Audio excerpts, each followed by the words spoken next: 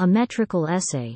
Read before the Phi Beta Kappa Society, Harvard University, August, 1836 by Oliver Wendell Holmes to Charles Wentworth Upham.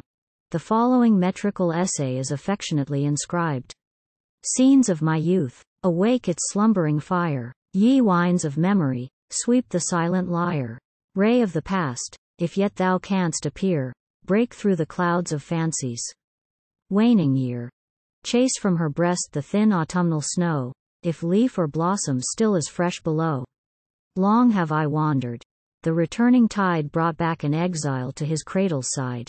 And as my bark her time-worn flag unrolled, to greet the land breeze with its faded fold, so, in remembrance of my boyhood's time, I lift these ensigns of neglected rhyme. Oh, more than blessed, that, all my wanderings through, my anchor falls where first my pennons flew. The morning light, which rains its quivering beams wide o'er the plains, the summits, and the streams, in one broad blaze expands its golden glow on all that answers to its glance below. Yet, changed on earth, each far reflected ray braids with fresh hues the shining brow of day. Now, clothed in blushes by the painted flowers, tracks on their cheeks the rosy-fingered hours. Now, lost in shades, whose dark and tangled leaves drip at the noontide from their pendant eaves, fades into gloom, or gleams in light again from every dewdrop on the jeweled plain. We, like the leaf, the summit, or the wave, reflect the light our common nature gave, but every sunbeam, falling from her throne, wears on our hearts some coloring of our own chilled in the slave, and burning in the free, like the sealed cavern by the sparkling sea. Lost, like the lightning in the sullen clod, or shedding radiance, like the smiles of God. Pure, pale in virtue, as the star above, or quivering roseate on the leaves of love. Glaring like noontide, where it glows upon ambition's sands, the desert in the sun, or soft suffusing o'er the varied scene life's common coloring, intellectual green. Thus heaven, repeating its material plan, arched over all the rainbow mind of man. But he who, blind to universal laws, sees but effects, unconscious of their cause, believes each image in itself is bright, not robed in drapery of reflected light, is like the rustic who, amidst his toil, has found some crystal in his meager soil, and, lost in rapture, thinks for him alone earth worked her wonders on the sparkling stone, nor dreams that nature, with as nice a line, carved countless angles through the boundless mine. Thus ere the many, who, entranced to find unwonted luster in some clearer mind, believe that genius sets the laws at naught which chain the pinions of our wildest thought, untaught to measure, with the eye of art, the wandering fancy or the wayward heart, who match the little only with the less, and gaze in rapture at its slight excess, proud of a pebble, as the brightest gem whose light might crown an emperor's diadem. And, most of all, the pure ethereal fire which seems to radiate from the poet's lyre is to the world a mystery and a charm, an aegis wielded on a mortal's arm, while reason turns her dazzled eye away, and bows her scepter to her subject's sway. And thus the poet, clothed with godlike state, usurped his maker's title, to create. He, whose thoughts differing not in shape, but dress, what others feel more fitly can express, sits like the maniac on his fancied throne, peeps through the bars, and calls the world his own. There breathes no being but has some pretense to that fine instinct called poetic sense, the rudest savage, roaming through the wild, the simplest rustic, bending o'er his child, the infant, listening to the warbling bird, the mother, smiling at its half-formed word, the boy uncaged, who tracks the fields at large, the girl, turned matron to her babe-like charge, the freeman, casting with unpurchased hand the vote that shakes the turret of the land, the slave, who, slumbering on his rusted chain, dreams of the palm trees on his burning plain, the hot-cheeked reveler, tossing down the wine, to join the chorus pealing, auld lang syne, the gentle maid, whose azure eye grows dim, while heaven is listening to her evening hymn, the jeweled beauty, when her steps draw near the circling dance and dazzling chandelier. E'en trembling age, when spring's renewing air waves the thin ringlets of his silvered hair. All are glowing with the inward flame, whose wider halo wreathes the poet's name, while, unembalmed, the silent dreamer dies, his memory passing with his smiles and sighs. If glorious visions, born for all mankind, the bright auroras of our twilight mind, if fancies, varying as the shapes that lie stained on the windows of the sunset sky, if hopes, that beckon with delusive gleams, till the eye dances in the void of dreams, if passions, following with the winds that urge earth's wildest wanderer to her farthest verge, if these on all some transient hours bestow of rapture tingling with its hectic glow, then all are poets. And if earth had rolled her myriad centuries, and her doom were told, each moaning billow of her shoreless wave would wail its requiem o'er a poet's grave. If to embody in a breathing word tones that the spirit trembled when it heard, to fix the image all unveiled and warm, and carve in language its ethereal form, so pure, so perfect, that the lines express no meager shrinking, no unlaced excess. To feel that art, in living truth, has taught ourselves, reflected in the sculptured thought. If this alone bestow the right to claim the deathless garland in the sacred name, then none are poets save the saints on high, whose harps can murmur all that words deny. But though to none is granted to reveal in perfect semblance all that each may feel, as withered flowers recall forgotten love, so, warmed to life, our faded passions move in every line. Where kindling fancy throws the gleam of pleasures are the shade of woes. When, schooled by time, the stately queen of art had smoothed the pathways leading to the heart, assumed her measured tread, her solemn tone, and round her courts the clouds of fable thrown, the wreaths of heaven descended on her shrine, and wondering earth proclaimed the muse divine. Yet if her votaries had but dared profane the mystic symbols of her sacred reign, how had they smiled beneath the veil to find what slender threads can chain the mighty mind? Poets, like painters, their machinery claim, and verse bestows the varnish and the frame. Our grating English, whose Teutonic jar shakes the racked axle of art's rattling car, fits like mosaic in the lines that gird fast in its place each many-angled word. From Saxon lips Anacreon's numbers glide, as once they melted on the Tian tide, and, fresh transfused, the Iliad thrills again from Albion's cliffs as o'er Achaea's plain the proud heroic, with its pulse-like beat, rings like the cymbals clashing as they meet. The sweet Spenserian, gathering as it flows, sweeps gently onward to its dying close, where waves on waves in long succession pour, till the ninth billow melts along the shore. The lonely spirit of the mournful lay, which lives immortal as the verse of Gray, in sable plumage slowly drifts along, on eagle pinion, through the air of song. The glittering lyric bounds elastic by, with flashing ringlets and exulting eye, while every image, in her airy whirl, gleams like a diamond on a dancing girl. Born with mankind, with man's expanded range and varying fates the poet's numbers change. Thus in his history may we hope to find some clearer epics of the poet's mind, as from the cradle of its birth we trace, slow wandering forth, the patriarchal race.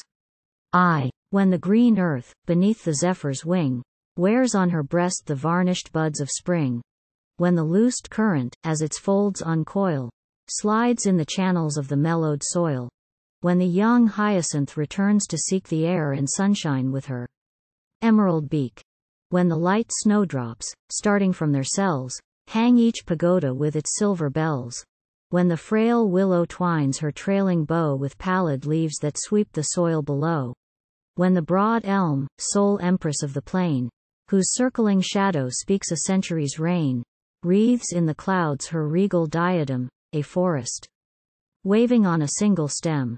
Then mark the poet, though to him unknown the quaint-mouthed titles, such as scholars own. See how his eye in ecstasy pursues the steps of nature tracked in radiant hues.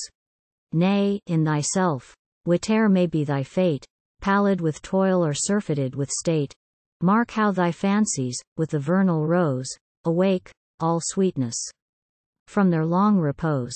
Then turn to ponder o'er the classic page, traced with the idylls of a greener age, and learn the instinct which arose to warm art's earliest essay and her simplest form.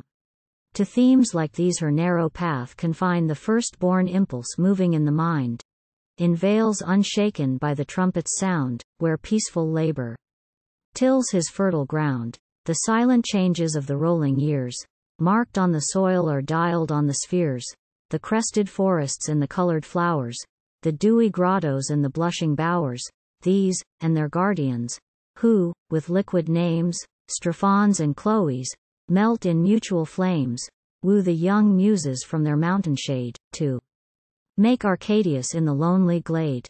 Nor think they visit only with their smiles the fabled valleys and Elysian isles.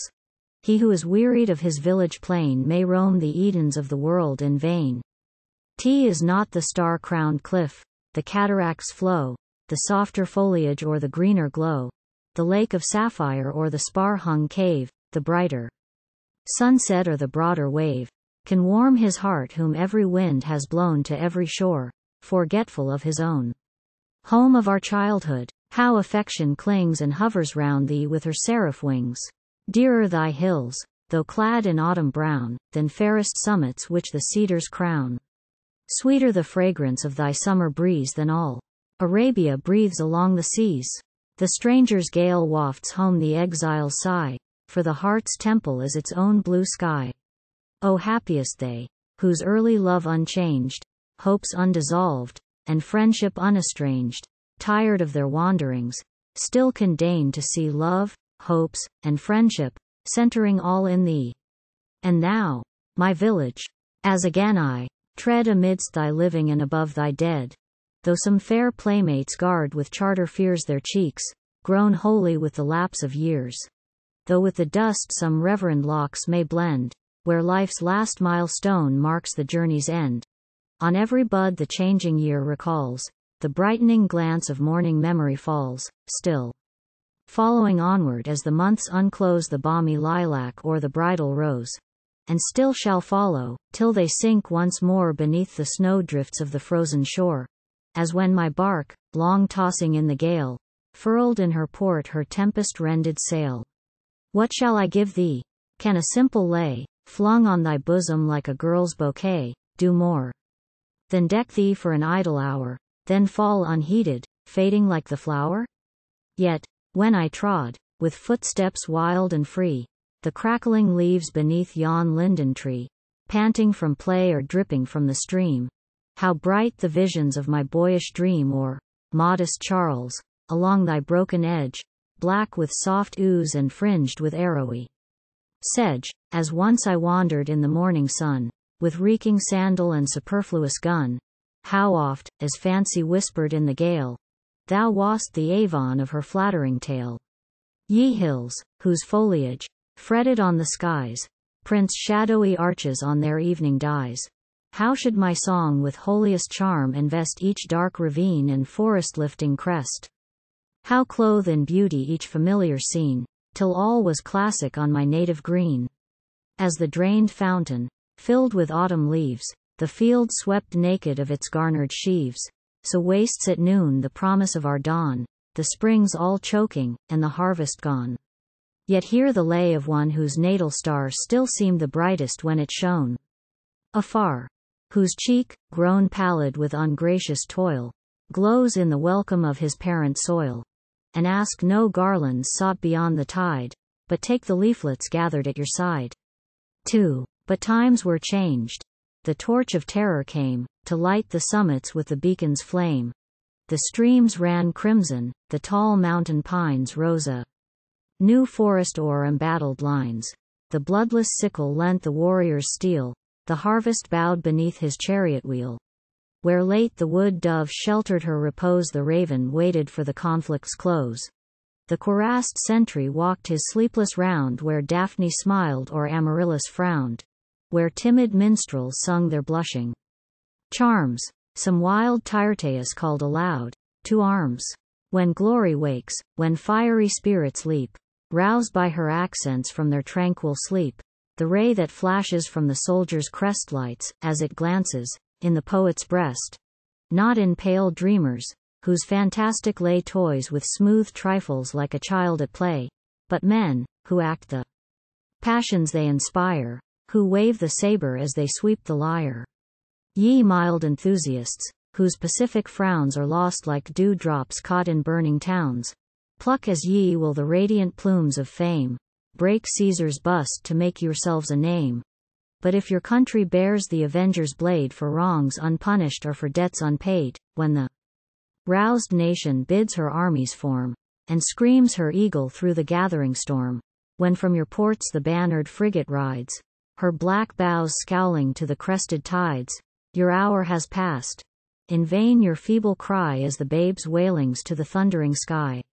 Scourge of mankind, with all the dread array that wraps in wrath thy desolating way, as the wild tempest wakes the slumbering sea, thou only teachest all that man can be. Alike thy tocsin has the power to charm the toil-knit sinews of the rustic's arm, or swell the pulses in the poet's veins, and bid the nations tremble at his strains. The city slept beneath the moonbeam's glance, her white walls gleaming through the vines of France, and all was hushed, save where the footsteps fell, on some high tower, of midnight sentinel. But one still watched. No self-encircled woes chased from his lids the angel of repose.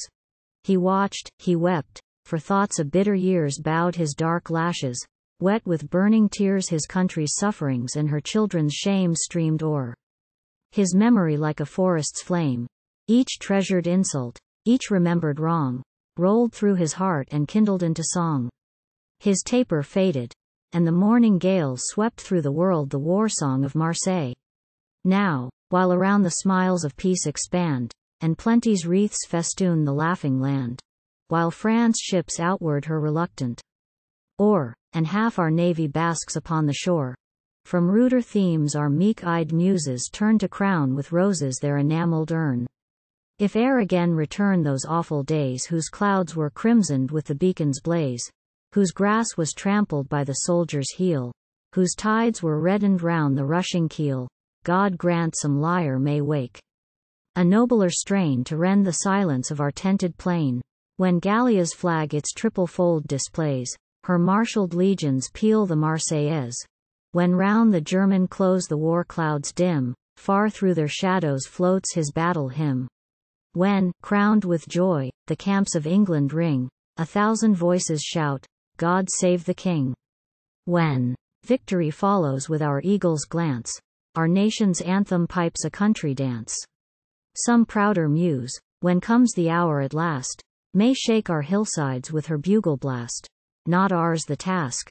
But since the lyric dress relieves the statelier with its sprightliness, hear an old song, which some, perchance, have seen in stale gazette or cobwebbed magazine. There was an hour when patriots dared profane the mast that Britain strove to bow in vain, and one, who listened to the tale of shame, whose heart still answered to that sacred name, whose eye still followed o'er his country's tides thy glorious flag, our brave old Ironsides from yon lone attic, on a smiling morn, thus mocked the spoilers with his schoolboy scorn. 3. When florid peace resumed her golden reign, and arts revived, and valleys bloomed again, while war still panted on his broken blade, once more the muse her heavenly wing essayed. Rude was the song. Some ballad, stern and wild, lulled the light slumbers of the soldier's child, or young romancer, with his threatening glance and fearful fables of his bloodless lance, scared the soft fancy of the clinging girls, whose snowy fingers smoothed his raven curls. But when long years the stately form had bent, and faithless memory her illusions lent, so vast the outlines of tradition grew that history wondered at the shapes she drew, and veiled at length their too ambitious hues beneath the pinions of the epic muse. Far swept her wing, for stormier days had brought with darker passions deeper tides of thought. The camp's harsh tumult and the conflict's glow, the thrill of triumph and the gasp of woe, the tender parting and the glad return, the festal banquet and the funeral urn, and all the drama which at once uprears its spectral shadows through the clash of spears, from camp and field to echoing verse transferred, swelled the proud song that listening nations heard. Why floats the amaranth in eternal bloom o'er Ilium's turrets in Achilles' tomb? Why lingers fancy where the sunbeams smile on Circe's gardens and Calypso's isle? Why follows memory to the gate of Troy her plumed defender and his trembling boy? Lo, the blind dreamer, kneeling on the sand to trace these records with his doubtful hand. In fabled tones his own emotion flows, and other lips repeat his silent woes. In Hector's infant see the babes that shun those death-like eyes, unconscious of the sun, or in his hero hear himself implore, give me to see, and Ajax asks no more. Thus live undying through the lapse of time the solemn legends of the warriors climb. Like Egypt's pyramid or Paestum's fane, they stand the heralds of the voiceless plain. Yet not like them, for time, by slow degrees, saps the grey stone and wears the embroidered frieze, and Isis sleeps beneath her subject Nile, and crumbled Neptune strews his Dorian pile. But art's fair fabric, strengthening as it rears its laureled columns through the mist of years, as the blue arches of the bending skies still gird the torrent, following as it flies, spreads, with the surges bearing on mankind, its starred pavilion o'er the tides of mind. In vain the patriot asks some lofty lay to dress in state our wars of yesterday. The classic days, those mothers of romance, that roused a nation for a woman's glance. The age of mystery, with its hoarded power, that girt the tyrant in his storied tower, have passed and faded like a dream of youth, and riper eras ask for history's truth. On other shores, above their mouldering towns, in sullen pomp the tall cathedral frowns, pride in its aisles and paupers at the door, which feeds the beggars whom it fleeced of yore. Simple and frail, our lowly temples throw their slender shadows on the paths below. Scarce steal the winds, that sweep his woodland tracks, the larch's perfume from the settlers' axe, air, like a vision of the morning air, his slight, framed steeple marks the house of prayer. Its planks all reeking and its paint undried, its rafters sprouting on the shady side. It sheds the raindrops from its shingled eaves ere its green brothers once have changed their leaves. Yet faith's pure hymn, beneath its shelter rude, breathes out as sweetly to the tangled wood as where the rays through pictured glories pour on marble shaft and tessellated floor. Heaven asks no surplus round the heart that feels, and all is holy where devotion kneels. Thus on the soil the patriot's knee should bend which holds the dust once living to defend. Where'er the hireling shrinks before the free, each pass becomes a new Thermopylae. Where'er the battles of the brave are won, there every mountain looks on Marathon. Our fathers live. They guard in glory still the grass-grown bastions of the fortressed hill. Still ring the echoes of the trampled gorge, with God and freedom. England and St. George, the royal cipher on the captured gun mocks the sharp night dews in the blistering sun. The Red Cross banner shades its captor's bust, its folds still loaded with the conflict's dust. The drum, suspended by its tattered marge, once rolled and rattled to the Hessians' charge. The stars have floated from Britannia's mast, the redcoats' trumpets blown the rebels' blast. Point to the summits where the brave have bled, where every village claims its glorious dead. Say, when their bosoms met the bayonet's shock, their only corslet was the rustic frock. Say, when they mustered to the gathering horn, the titled chieftain curled his lip in scorn. Yet, when their leader bade his lines advance, no musket wavered in the lion's glance. Say, when they fainted in the forced retreat, they tracked the snowdrifts with their bleeding feet. Yet still their banners, tossing in the blast, bore ever ready, faithful to the last, through storm and battle, till they waved again on Yorktown's hills and Saratoga's plain. Then, if so fierce the insatiate patriot's flame, truth looks too pale and history seems too tame. Bid him await some new Columbiad's page, to gild the tablets of an iron age, and save his tears, which yet may fall upon some fabled field, some fancied Washington. IV. But once again, from their Aeolian cave, the winds of genius wandered on the wave. Tired of the scenes the timid pencil drew, sick of the notes the sounding clarion blew, sated with heroes who had worn so long the shadowy plumage of historic song, the new-born poet left the beaten course, to track the passions to their living source. Then rose the drama, and the world admired her varied page with deeper thought inspired, bound to no clime, for passion's throb is one in Greenland's twilight or in India's sun, born for no age, for all the thoughts that roll in the dark vortex of the stormy soul, unchained in song, no freezing years can tame. God gave them birth, and man is still the same. So full on life her magic mirror shone, her sister arts paid tribute to her throne. One reared her temple, one her canvas warmed, and music thrilled, while eloquence informed. The weary rustic left his stinted task for smiles and tears, the dagger and the mask. The sage, turned scholar, half forgot his lore, to be the woman he despised before. O'er sense and thought she threw her golden chain, and time, the anarch, spares her deathless reign.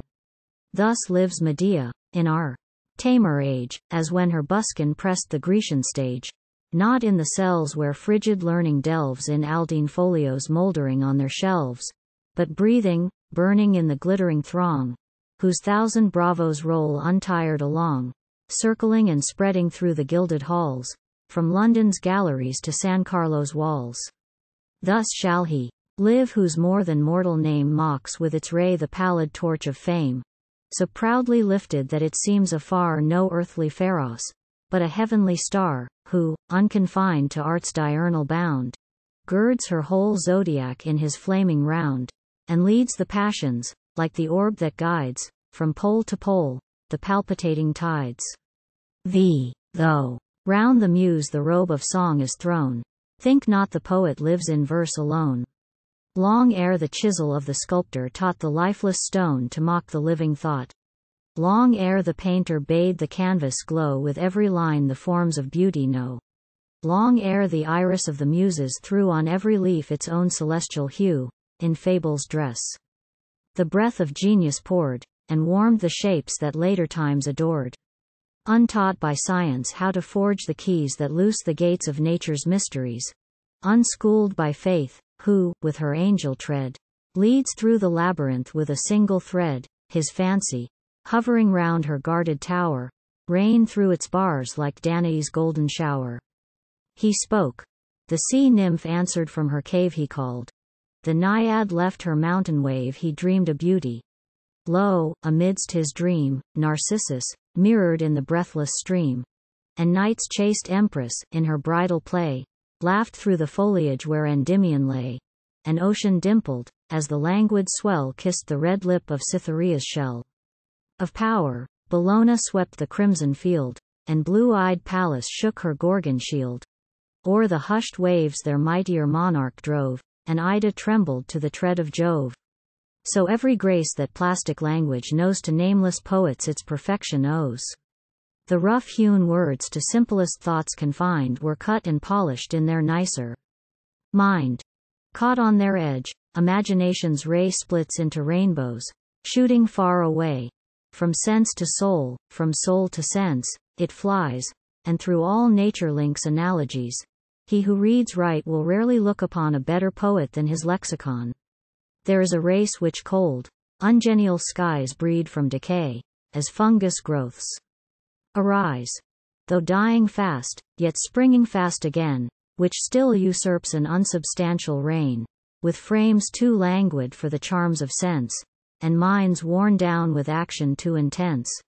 Tired of a world whose joys they never knew, themselves deceived, yet thinking all untrue. Scarce men without, and less than girls within, sick of their life. Before its cares begin, the dull disease, which drains their feeble hearts, to life's decay some hectic thrills imparts, and lends a force which, like the maniac's power, pays with blank years the frenzy of an hour. And this is genius, say, does heaven degrade the manly frame, for health, for action made? Break down the sinews, rack the brow with pains, blanch the right cheek and drain the purple veins, to clothe the mind with more extended sway, thus faintly struggling in degenerate clay? No, gentle maid, too ready to admire, though false its notes, the pale enthusiast's lyre. If this be genius, though its bitter springs glowed like the morn beneath Aurora's wings, seek not the source, whose sullen bosom feeds but fruitless flowers and dark, envenomed weeds. But, if so bright the dear illusion seems, thou wouldst be partner of thy poet's dreams, and hang in rapture on his bloodless charms, or die, like Raphael, in his angel arms. Go and enjoy thy blessed lot, to share in Cowper's gloom or Chatterton's despair. Not such were they whom, wandering o'er the waves, I looked to meet, but only found their graves. If friendship's smile, the better part of fame, should lend my song the only wreath I claim, whose voice would greet me with a sweeter tone, whose living hand more kindly press my own, than theirs, could memory, as her silent tread prints the pale flowers that blossom o'er the dead, those breathless lips, now closed in peace, restore, or wake those pulses hushed to beat no more. Thou calm, chaste scholar, I can see thee now, the first young laurels on thy pallid brow, o'er thy slight figure floating lightly down in graceful folds the academic gown, on thy curled lip the classic lines that taught how nice the mind that sculptured them with thought, and triumph glistening in the clear blue eye, too bright to live, but oh, too fair to die. And thou, dear friend, whom science still deplores, and love still mourns, on ocean's severed shores, though the bleak forest twice has bowed with snow since thou wast laid its budding leaves below, thine image mingles with my closing strain, as when we wandered by the turbid Seine, both blessed with hopes, which revelled, bright and free, on all we longed or all we dreamed to be. To thee the amaranth and the cypress fell, and I was spared to breathe this last farewell. But lived there one in unremembered days, or lives there still, who spurns the poet's bays, whose fingers, dewy from Costalia's springs, rest on the lyre, yet scorn to touch the strings, who shakes the senate with the silver tone the groves of Pindus might have sighed to own? Have such e'er been? Remember Canning's name, do such still live? Let a lyric's dirge proclaim a mortal art, where'er the rounded sky bends o'er the cradle, where thy children lie, their home is earth, their herald every tongue whose accents echo to the voice that sung.